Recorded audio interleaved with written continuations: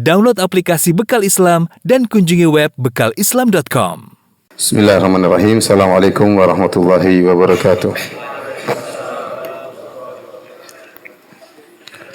Alhamdulillahi ala ihsanih wa syukru lahu ala taufiqihi wa amtinanih wa asyhadu an la ilaha illallah wahdahu la syarika lahu ta'ziman li sya'nih wa asyhadu anna Muhammadan abduhu wa rasuluhu da'ila ridwanih. Allahumma salli alaihi wa ala alihi wa ashabihi wa ikhwanih. Hadirin dan hadirat yang dirahmati oleh Allah Subhanahu wa taala. Alhamdulillah, puji dan syukur kita panjatkan kepada Allah atas segala limpahan karunia Allah berikan kepada kita. Salawat dan salam semoga tercurahkan selalu kepada junjungan kita Nabi Muhammad sallallahu alaihi wasallam dan kepada keluarganya serta seluruh sahabat beliau tanpa terkecuali. Kita melanjutkan bahasan kita tentang sirah Nabi sallallahu alaihi wasallam. Pada pertemuan lalu kita telah menyebutkan tentang bagaimana turunnya wahyu kepada Nabi sallallahu alaihi wasallam, yang hal ini benar-benar menjadikan Nabi sallallahu alaihi wasallam kaget, ya. Tidak diduga ternyata ada wahyu yang turun kepada Nabi sallallahu alaihi wasallam. Dan setelah turun wahyu, maka banyak rahasia-rahasia atau teka-teki yang selama ini di benak Nabi sallallahu alaihi wasallam akhirnya terbongkar, terungkap. Nabi pernah dibelah dadanya oleh malaikat Jibril. Nabi sallallahu alaihi wasallam pernah berjalan di kota Mekah, ada batu yang beri salam kepadanya, ya. Nabi sallallahu alaihi wasallam bermimpi dengan mimpi yang sebelumnya, ya, yang sebelum turun wahyu. Yang ini semua menjadikan Nabi sangat rindu untuk mengetahui hakikat dari ini semua. Dan ternyata akhirnya turun wahyu kepada Nabi sallallahu alaihi wasallam. Dan waktu turun wahyu kepada Nabi sallallahu alaihi wasallam, Iqra bismi rabbikal ladzi khalaq, 5 ayat dari surat Al-Alaq, Nabi bercampur antara ketakutan dengan kebahagiaan.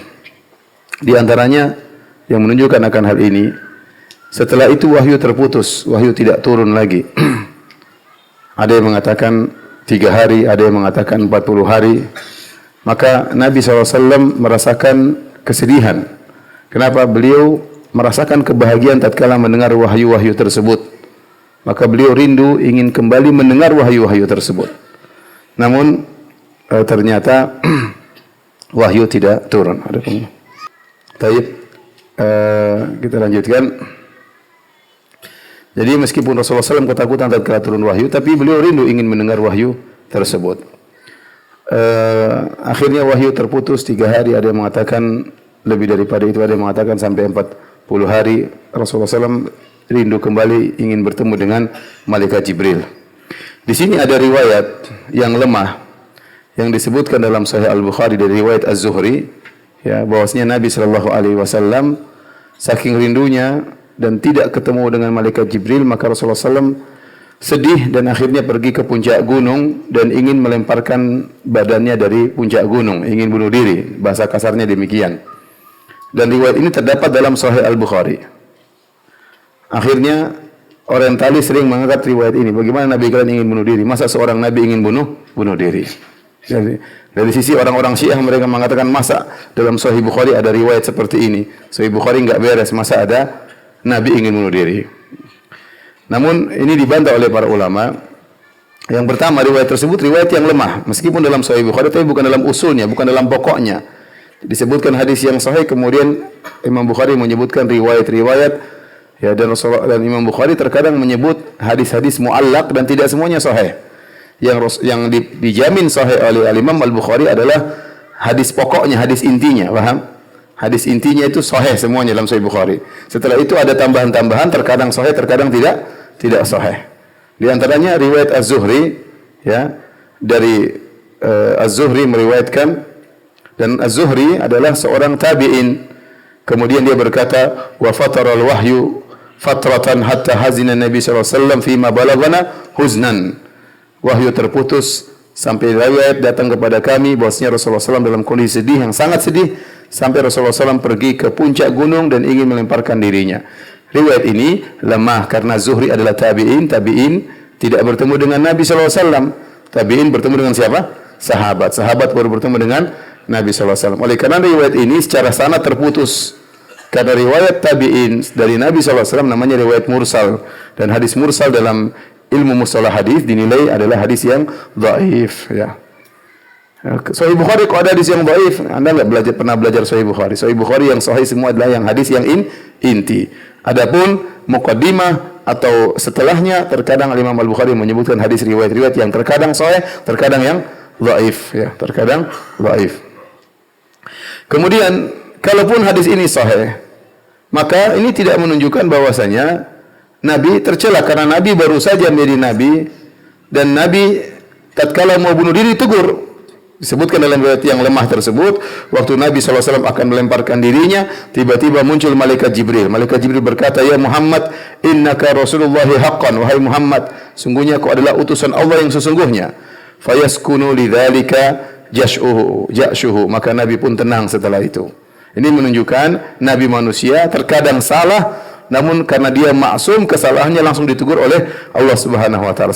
Sebagaimana Nabi pernah salah pada kondisi-kondisi yang lain, seperti Nabi SAW pernah mengharamkan madu demi menyenangkan istrinya, maka Allah tegur, "Ya ayuhan Nabi, lima tuharrimu ma ahallallahu lak, tabtaghi mardata azwajik." Wahai Muhammad, wahai Rasulullah, kenapa engkau mengharamkan madu yang halal bagimu gara-gara ingin mencari keridhaan istrimu? Nabi berapa kali salah. Seperti Nabi waktu berpaling dari Ibnu Ummi Maktum, maka Allah tegur, "Abasa wa tawalla an ja'ahul a'ma." Dia bermuka masam dan dia berpaling tatkala datang seorang yang buta. Demikian juga kita katakan Nabi saking sedihnya ingin bunuh diri ditegur oleh Allah Subhanahu wa taala dengan memunculkan malaikat Jibril menegurnya, "Wahai Muhammad, kenapa kau bersedih? Sungguhnya engkau adalah seorang utusan Allah yang sungguhnya." Namun ala kulli hal hadisnya apa? Allah dhaif.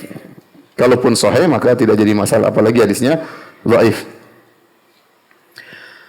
Tapi setelah wahyu terputus, ya, datang dalam riwayat yang sahih, ya, tidak menyebutkan Nabi ingin bunuh diri.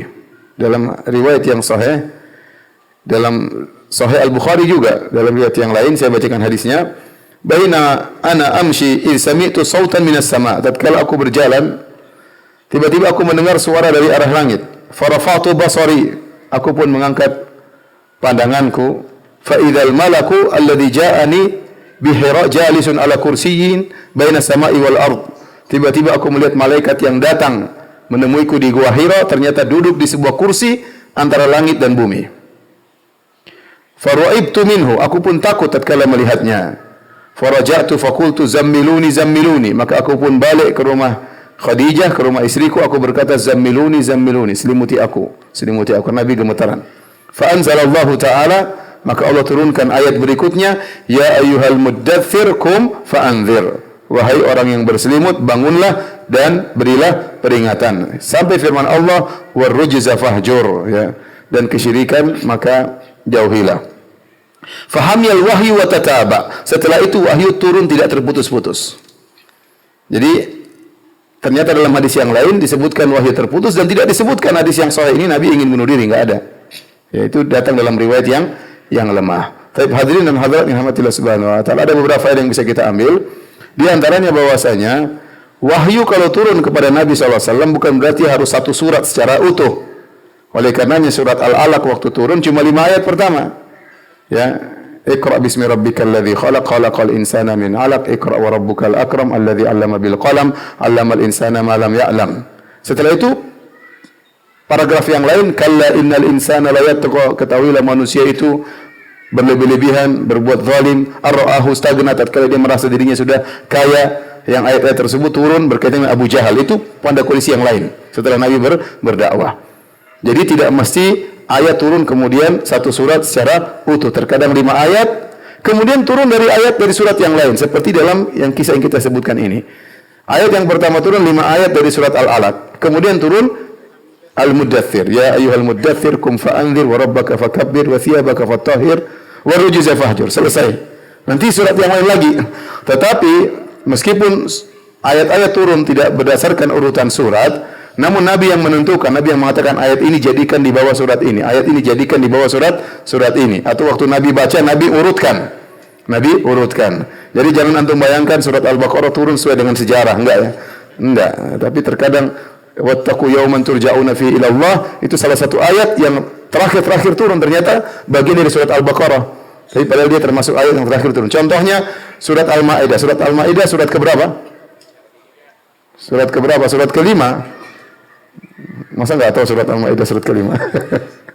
Tetapi ayat yang ketiga, al-yauma akmaltu lakum dinakum, adalah termasuk ayat yang terakhir turun, padahal dia adalah ayat yang ketiga dari surat kelima. Paham? Jadi jangan dibayangkan surat itu turun adalah sesuai dengan urutan sejarah. Tetapi bisa berbeda-beda dan Nabi yang mengatur ya sesuai dengan petunjuk dari Allah Subhanahu wa taala. Baik. Setelah turun firman Allah, ya. Ya ayyuhal muddatsir qum fa'anzir, wahai yang orang yang berselimut, bangun dan berilah peringatan. Setelah turun ayat tersebut, qum fa'anzir, bangun dan beri peringatan, kata para ulama, Nabi tidak pernah istirahat sampai dia meninggal dunia. Allah mengatakan bangunlah dan beri peringatan. Maka sejak saat itu Nabi serius berdakwah. Kalau kita baca nanti kita akan lewati bagaimana sejarah Nabi. Nabi tidak pernah berhenti dari satu peristiwa kepada peristiwa yang berikutnya. Dari satu ujian menuju ujian yang berikutnya sampai beliau meninggal dunia. Qum fa'anzir. Bangunlah dan berilah peringatan. Dan terputusnya wahyu juga ini dalil bahwasanya masalah wahyu bukan kehendak Nabi, tapi kehendak siapa? Allah Subhanahu wa taala. Al-Qur'an bukan karangan Nabi, tapi wahyu dari Allah Subhanahu wa taala. Nabi tidak berkehendak kalau ingin dapat wahyu tiba-tiba turun. Tidak, terserah Allah kapan Allah kasih wahyu, kapan Allah enggak kasih wahyu, kapan Allah suruh Nabi berijtihad, ya. Kapan Allah mengharuskan Nabi mengikuti perintahnya dengan menurunkan wahyu. Baik, kita masuk pada pembahasan berikutnya adalah tentang dakwah sembunyi-sembunyi sebelum dakwah terang-terangan, ya, atau disebut dengan dakwah as-sirriyah, dakwah secara sembunyi-sembunyi. Para hadirin dan hadirat yang dirahmati oleh Allah Subhanahu wa taala. Setelah turun ayat qum fa'anzir, bangunlah dan beri peringatan, maka Rasulullah SAW sadar bahwasanya beliau telah diutus oleh Allah untuk mengemban risalah, suatu beban dan tanggung jawab yang sangat berat. Rasulullah disuruh beri peringatan, ya, dan pertama kali kata Allah beri peringatan sebelum kabar gembira. Beri peringatan. Kalau kasih kabar gembira sih nggak ada masalah, ya, ada surga, ada ini. Tapi kalau beri peringatan yang masalah, ini haram, ini haram, ini haram, repot. Dan kondisi masyarakat itu sangat berat. Kondisi lagi sangat rusak-rusaknya, ya. Sebagaimana dalam hadis dalam Sahih Muslim, Inna Allaha nadhara ila ahli al-ard famaqatahum ajam wa ma'rabahum illa baqaya min ahlil kitab. Sungguhnya Allah melihat kepada penghuni bumi dan Allah murka kepada mereka semuanya, baik yang Arab maupun selain Arab, kecuali orang-orang tersisa dari ahlul kitab yang masih bertauhid. Intinya waktu itu kondisi Mekah, ya, dari sisi kesyirikan tersebar di mana-mana. Di sekitar Ka'bah aja 360 berhala, ya. Berhala dengan berbagai macam modelnya, ya. Ya, mungkin yang pingin punya anak ada berhala ini, ya. Pingin rezeki lancar berhala ini, pingin istri cantik berhala ini, ya. Masing-masing berhala punya spesialis, ya. Kemudian banyak di antara mereka yang minum khamar, kebiasaan mereka adalah judi, kebiasaan mereka adalah berzina, kebiasaan mereka adalah makan riba, sering terjadi pertikaian akhirnya bunuh-bunuhan di antara kabilah, ya. Merebak kemaksiatan di mana-mana. Ternyata Nabi disuruh untuk merubah kondisi itu semua dengan firman Allah, qum fa'anzir, bangunlah dan berilah peringatan. Maka Rasulullah SAW menjalankan tugas tersebut dengan baik. Maka mulailah Nabi berdakwah selama kurang lebih 3 tahun dengan dakwah sirriyah, dakwah sembunyi-sembunyi. Karena kalau Nabi terang-terangan, secara perhitungan berbahaya. Ya, secara perhitungan berbahaya. Begitu muncul bisa langsung dipadamkan oleh orang-orang kafir Quraisy. Maka Nabi mulai berdakwah dari orang-orang terdekatnya dengan perlahan-lahan, dengan penuh kesabaran. Maka ada orang-orang yang pertama kali masuk Islam, dan orang-orang ini perlu kita ketahui karena jasa mereka sangat besar. Di antara yang pertama kali masuk Islam tentunya Khadijah bintu Khuwailid, istri Nabi sallallahu alaihi wasallam. Dialah manusia pertama kali yang menerima dakwah Nabi sallallahu alaihi wasallam secara mutlak. Ya, dia yang pertama kali karena dia yang menangkan hati Nabi sallallahu alaihi wasallam. Orang kedua yang masuk Islam siapa? Waraqah ibnu Naufal. Karena waktu Nabi datang ke Khadijah, Khadijah bawa Nabi ke mana? Ke Waraqah. Dan Waraqah yang kemudian mengatakan, "Ya laitani kuntu jaz'an id akhrajaka qaumuk." Ya laitani kuntu hayyan, ya. La ansurannaka nasran mu'azzaran. Kata Waraqah kepada Nabi, wahai Muhammad, seandainya aku masih muda tatkala kau diusir oleh kaummu, aku akan menolong engkau dengan pertolongan yang kuat. Ya, berarti dia beriman kepada Nabi SAW. Tetapi tidak lama kemudian dia meninggal meninggal dunia. Nabi belum sempat berdakwah, dia sudah meninggal dunia. Akan tapi Nabi SAW mengabarkan kepada para sahabat bahwasanya Waraqah masuk surga. Kata Nabi SAW, La tasubbu Waraqah bin Naufal, fa inni ra'aitu lahu jannatan aw jannatain. Janganlah kalian mencela Waraqah ibnu Naufal. Sungguhnya aku melihat dia mendapat satu surga atau dua surga. Oleh karenanya kita yakin bahwasanya Waraqah masuk Islam dan dia dijamin surga oleh Nabi sallallahu alaihi wasallam. Kemudian orang yang pertama kali masuk Islam juga di antaranya Abu Bakar As-Siddiq. Abu Bakar As-Siddiq radhiyallahu taala anhu. Ya.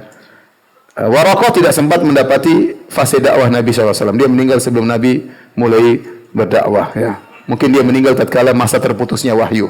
40 hari tersebut beliau meninggal dunia. Adapun tatkala turun firman Allah, "Qum fa'anzir," maka Waraqah sudah tidak ada.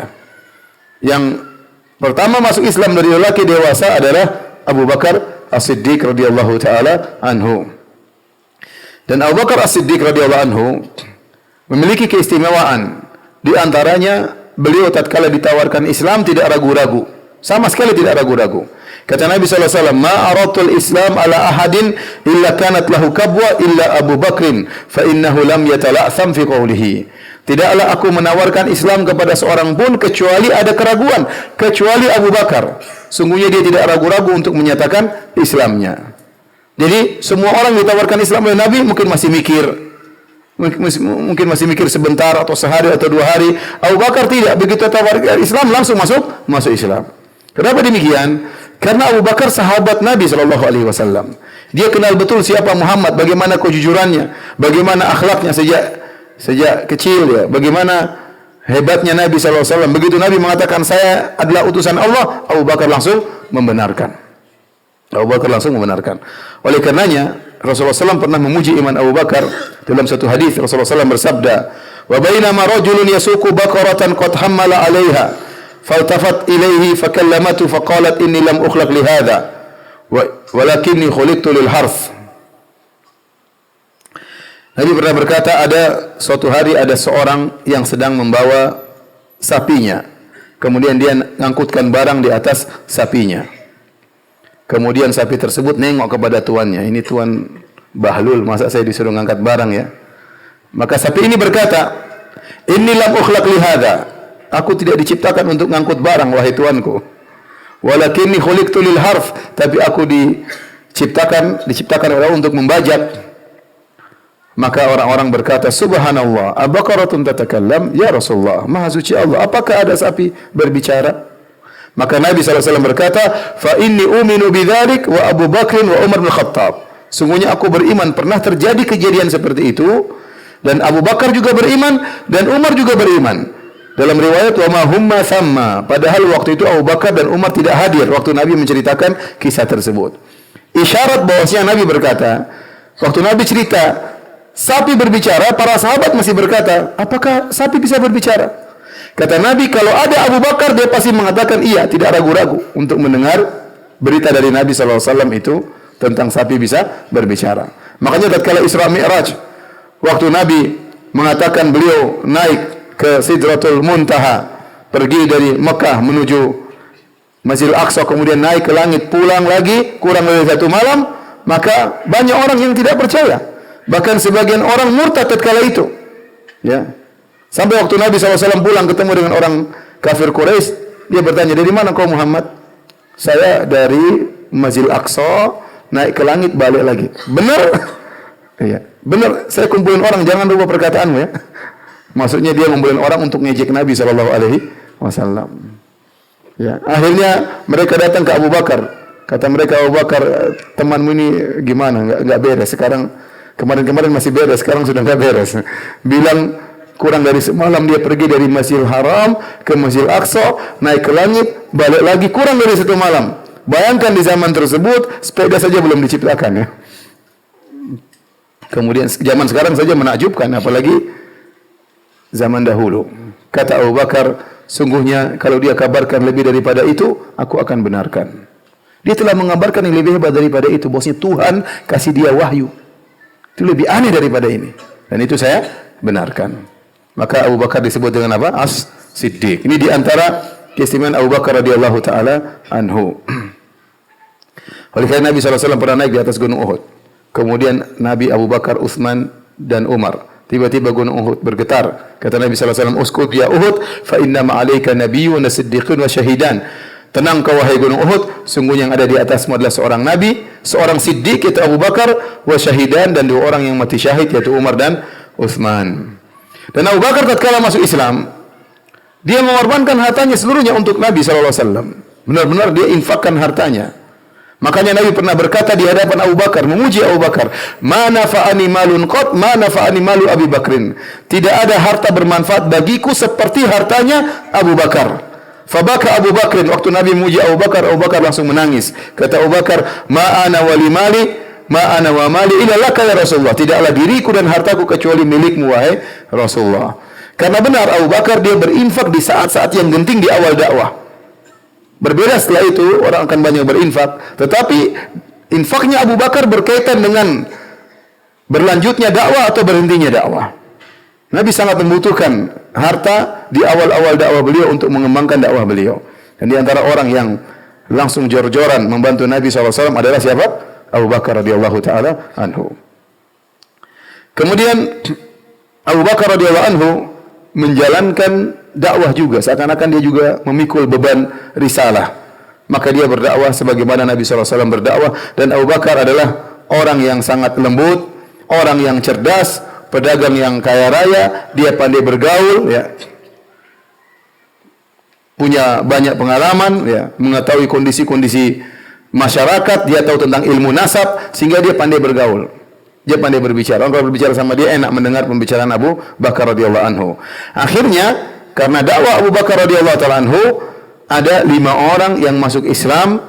Yang 5 orang ini semua dijamin masuk surga oleh Nabi sallallahu alaihi wasallam. Ternyata mereka masuk Islam gara-gara Abu Bakar. Siapa 5 orang ini?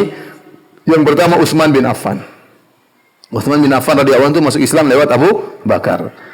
Az-Zubair bin Awwam juga masuk Islam gara-gara Abu Bakar radhiyallahu anhu. Abdurrahman bin Auf radhiyallahu anhu juga masuk surga gara-gara dakwah Abu Bakar. Sa'ad bin Abi Waqqas juga masuk surga gara-gara dakwah Abu Bakar. Yang kelima Talha bin Ubaidillah juga masuk surga gara-gara dakwah Abu Bakar radhiyallahu ta'ala. Bayangkan 5 orang ini dijamin masuk surga. Dalam hadis kata Nabi SAW, Abu Bakr fil jannah, Abu Bakar di surga. Umar fil jannah, Umar di surga. Utsman fil jannah, Utsman di surga. Ali fil jannah, Ali di surga. Talha fil jannah, Talha di surga. Az-Zubair di surga. Abdurrahman bin Auf di surga. Sa'ad di surga. Sa'id di surga. Abu Ubaidah bin Jarrah di surga. 10 orang Nabi sebutkan. 5 di antaranya masuk Islam gara-gara Abu Bakar radhiyallahu ta'ala anhu. Dan biar kita tahu bagaimana agungnya Abu Bakar. 5 orang ini amalannya hebat-hebat seluruhnya. Ya. Abdurrahman bin Auf infaknya kayak apa? Utsman bin Affan infaknya kayak apa? Kata Nabi mengatakan, "Ala astahi mimman yastahi minhul malaika." Kenapa aku tidak malu kepada orang yang malaikat malu kepadanya? Bayangkan, malaikat malu kepada siapa? Utsman. Kenapa? Karena begitu tinggi perangai akhlaknya. Saya malaikat saja malu kepada Utsman. Ya. Penghormatan terhadap Utsman. Ya. Belum Zubair bin Awwam, Sa'ad bin Abi Waqqas. Semua ini, amalan mereka 5 orang ini seluruhnya mengalir kepada siapa? Abu Bakar. Seluruh yang mereka lakukan, infak mereka, salat mereka, jihad mereka, semuanya lari kepada Abu Bakar. Kenapa? Karena mereka Islam gara-gara siapa? Abu Bakar radhiyallahu taala anhu, ya. Oleh karenanya Nabi SAW begitu cinta kepada Abu Bakar dengan cinta yang luar biasa. Nabi pernah bersabda dalam hadisnya, "Zur ghibban tasdad hubban." Hendaknya kalian kalau punya kawan, berziarahlah kepada kawan kalian itu jarang-jarang, jangan tiap hari, ya. Pagi ketemu, sore ketemu, pagi ketemu, sore ketemu. Ini bisa bikin Polda marah, ya. Polisi dapur marah. Maksudnya maitua, maksudnya istri, ya. Ini siapa nih mas? Tamunya siang malam datang terus. Ketawa-ketiwi sama dia terus. Kapan ketawa sama saya, ya? Dan memang tidak bagus kalau kita punya kawan tiap hari ketemu. Pagi ketemu, malam ketemu, pagi ketemu, malam tiap hari kunjungan. Tidak bagus juga. Apa yang mau dibahasnya? Mau dibahas, akhirnya pembahasan sudah selesai, membahas kita sudah selesai, mulai bahas kawan, mulai gibah, mulai namimah, bahas ini, karena tiap hari ketemu, masa diulang-ulang bahasannya. Ya. Maka Nabi mengatakan, zur ghibban tasdad hubban. Kunjungilah sesekali, jarang-jarangkan, ya, maka akan menambah cinta lebih mendalam di antara 2 sahabat. Tetapi kata para ulama, kecuali ternyata kecintaan mereka ada urusan dakwah, urusan ibadah, maka tidak mengapa ketemu tiap hari. Di antaranya Nabi tiap hari ketemu Abu Bakar. Nabi tiap hari datang ke rumah Abu Bakar. Kenapa? Karena ada urusan dakwah, ada urusan umat. Maka Nabi sering ketemu dengan Abu Bakar. Adapun kalau buat ngobrol-ngobrol jangan tiap hari ya. Jangan tiap hari ya. Karena bisa bikin siapa marah tadi? Maitua ya. Baik. Saking cintanya Nabi kepada Abu Bakar, Rasulullah SAW pernah berkata, Inna Allah attakhadhani khalilan kama attakhadha Ibrahim khalilan. Law kuntu muttakhidan min ummati khalilan attakhadhu Abu Bakr khalilan. Walakin sahibukum Khalilur Rahman. Sungguhnya Allah telah mengangkat aku sebagai kekasihnya, sebagaimana Allah mengangkat Ibrahim sebagai kekasihnya. Seandainya saya boleh mengangkat manusia menjadi kekasih, saya akan menjadikan Abu Bakar sebagai kekasihku. Namun tidak boleh. Sungguhnya sahabatmu ini, yaitu Muhammad, adalah kekasih Allah Subhanahu wa taala. Ini menunjukkan betapa cintanya Nabi kepada Abu Bakar radhiyallahu taala anhu. Tapi di antara yang masuk Islam di awal-awal Islam adalah Ali bin Abi Thalib radhiyallahu taala anhu. Khilaf di kalangan para ulama, mana lebih dulu masuk Islam, Ali atau Abu Bakar? Ya. Kita bilang khilaf enggak terlalu berpengaruh. Intinya dari orang dewasa yang masuk Islam siapa? Abu Bakar. Dari anak kecil Ali waktu umurnya masih 10 tahun. Yang masuk Islam adalah Ali bin Abi Thalib yang remaja ya. Masing-masing punya pengaruh, tapi beda Abu Bakar. Abu Bakar ini pengaruhnya luar biasa karena dia langsung juga berdakwah. Umur dia 38 tahun dan kala itu. Jadi beda umurnya dengan Nabi cuma 2 tahun. Adapun Ali, dia tinggal di rumah Nabi sallallahu alaihi wasallam. Jadi Ali bin Abi Thalib ini anaknya Abu Thalib. Abu Thalib ini paman Nabi, secara harkat dan martabat, secara kasta sangat tinggi di kalangan kaum musyrikin. Tetapi dia miskin, secara harta dia miskin. Dan dia punya anak laki-laki 3, yaitu Aqil, kemudian Ja'far, kemudian Ali. Ali yang paling kecil. Nabi sallallahu alaihi wasallam setelah menikah dengan Khadijah, mendapat janda yang saudagar kaya raya, maka Nabi ingin membantu pamannya tersebut. Dan Nabi punya paman yang lain, namanya Al-Abbas bin Abdul Muttalib. Al-Abbas bin Abdul Muttalib ini, saudaranya Abu Talib, adalah orang kaya. Maka Nabi dan Al-Abbas datang kepada Abu Talib, menyampaikan, wahai Abu Talib, boleh enggak kami merawat anak-anakmu, membantu meringankan bebannya Abu Talib? Maka Abu Thalib mengatakan, silakan ambil anak-anakku kecuali Aqil, biarkanlah Aqil bersamaku. Akhirnya Al-Abbas mengambil Ja'far bin Abi Thalib dipelihara oleh Al-Abbas, dan Ali dipelihara oleh siapa? Nabi sallallahu alaihi wasallam. Dan Ali sangat disayang oleh Nabi seperti putranya sendiri, tinggal di rumahnya padahal sepupunya Nabi sallallahu alaihi wasallam, dan akhirnya Nabi menikahkan dengan putrinya Fatimah radhiyallahu taala anha. Kemudian di antara yang pertama kali masuk Islam dari golongan budak adalah Zaid bin Harithah. Zaid bin Harithah Asy-Syarahbil bin Syarahbil Al-Ka'bi. Zaid bin Harithah ini adalah anak dari lelaki merdeka yang bernama Harithah bin Syurahbil Al-Ka'bi. Suatu hari dia berjalan dengan ibunya, tiba-tiba datang sebagian kabilah kemudian menculik Zaid. Diculik dari ibunya, akhirnya dijadikan budak. Asalnya dia lelaki merdeka, dijadikan budak, ditangkap kemudian dijadikan budak. Kemudian diperjualbelikan sampai akhirnya Zaid bin Harithah dijual di sebuah pasar namanya Suq Ukaz, pasar Ukaz di daerah Makkah sana. Kemudian akhirnya ada seorang sahabat yang dahulunya masih musyrik bernama Hakim bin Hizam. Hakim bin Hizam ini ponakannya Khadijah radhiyallahu anha. Maka dia beli Zaid bin Harithah. Budak ini dibeli oleh Hakim bin Hizam. Kemudian dihadiahkan kepada bibinya siapa? Khadijah bintu Khuwailid, istri Nabi sallallahu alaihi wasallam. Dan waktu Nabi menjadi nabi, anak laki-lakinya sudah meninggal.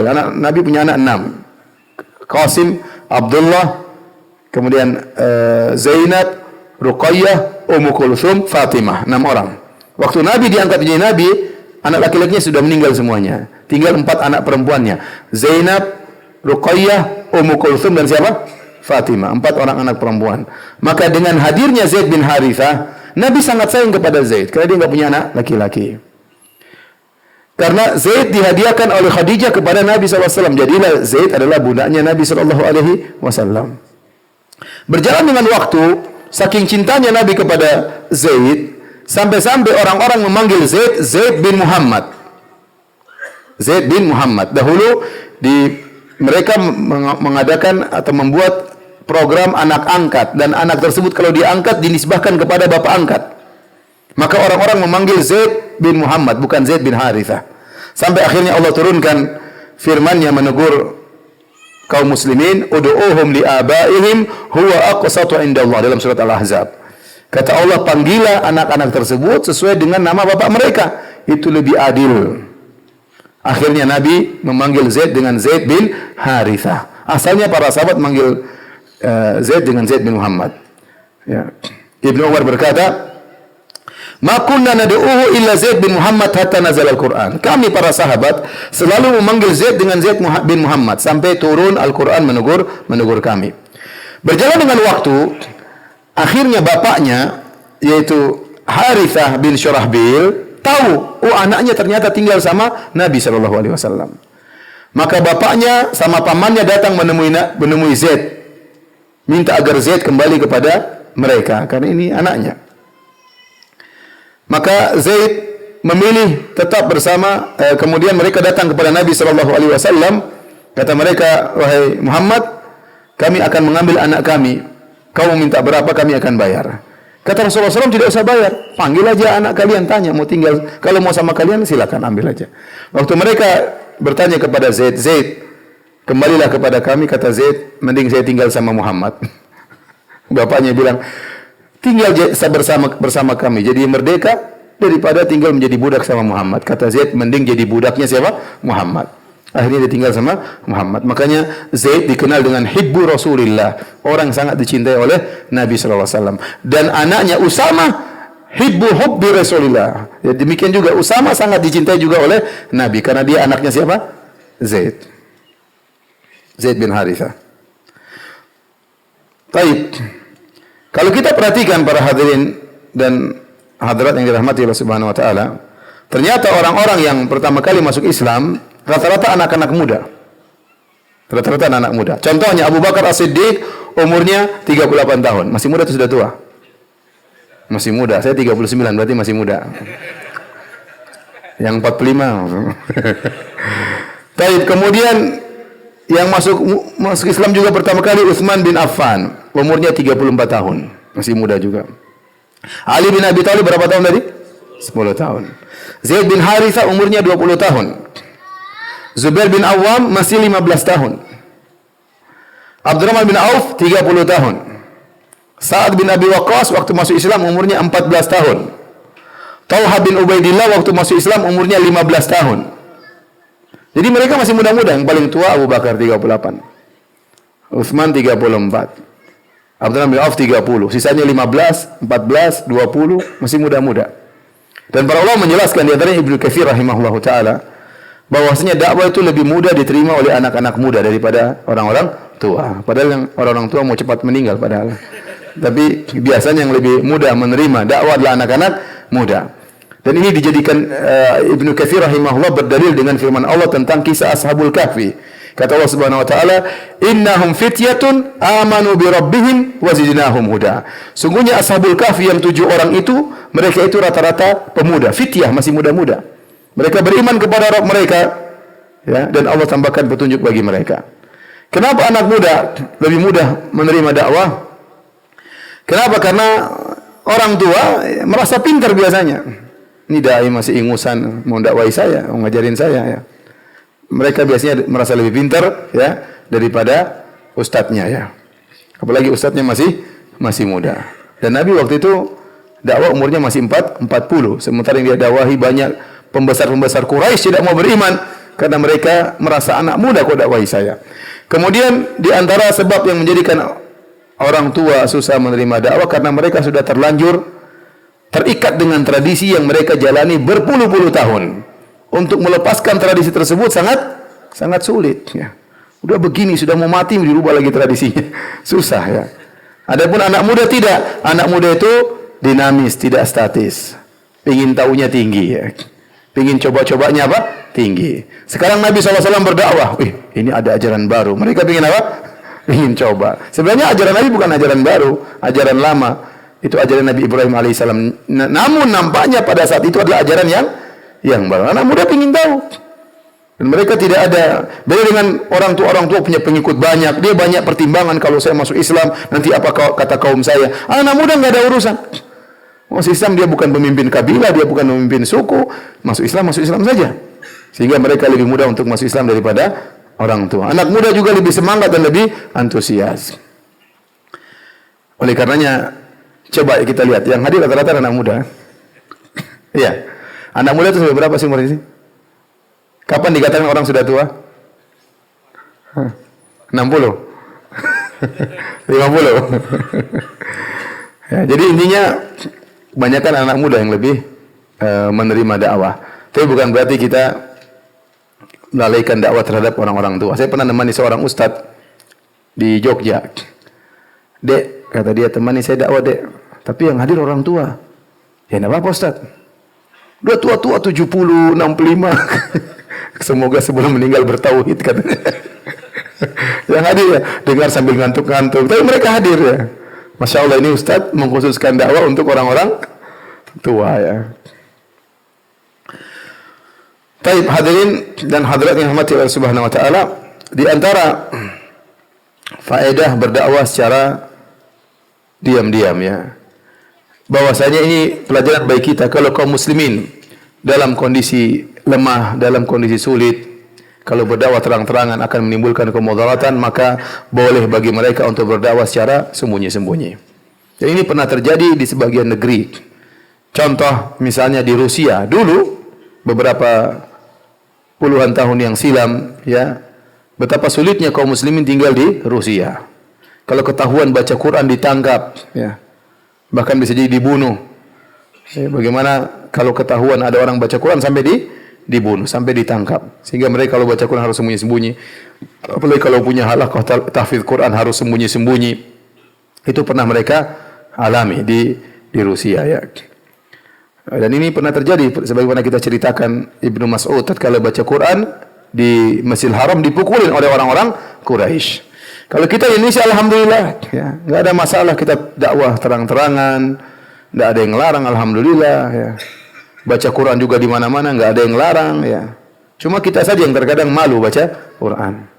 Maka saya ingatkan kepada para hadirin, hidupkan syiar, jangan malu-malu baca Quran di mana-mana. Mumpung kita masih muda untuk baca Quran di mana-mana.